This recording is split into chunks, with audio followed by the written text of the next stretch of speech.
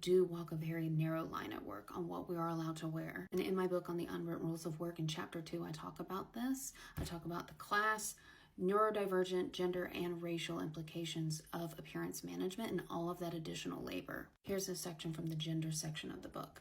To be fair, many employers do not explicitly state that one must wear makeup, but it has been considered an unspoken job requirement. Many women have reported negative attention if they do not, including being seen as unprofessional and tired, unhealthy or ill, lazy, having poor time management, or not taking care of themselves, or not taking themselves seriously.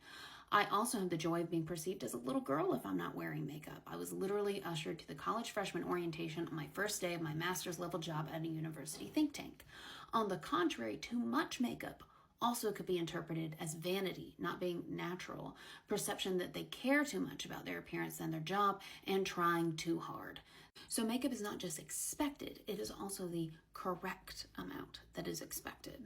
I go on to talk about the class and race implications there, because the correct makeup doesn't make you look trashy, and there's a lot more labor that goes into appearance if you are not white. And why is this so important to your employer? Here's another paragraph later in the section. Part of why it's so important to employers is because beauty, particularly women's beauty, is monetized, and that wealth is not necessarily transferred to these workers. Many employers expect their customer-facing women to put in the extra effort to be appealing to, usually, upper middle-class white male gaze. This is more work for some women than others. We'll get to that in the race section of this chapter. Over these past few years, we have seen this topic come up when it is time for the Summer Olympics. In particular, women's volleyball and gymnastics teams are required to wear more scantily clad clothes, while the men are, in most cases, not all, allowed to wear pants.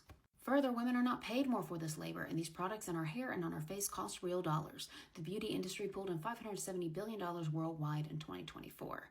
In some cases, these women may receive more tips, but most of us know that workers who rely on tips are not usually paid well. Also in the US, they often don't have benefits like health care. They are usually working for a man whose beauty is neither questioned nor monetized. And I do talk about in this chapter as well how if you're non-binary, then this is even more complicated.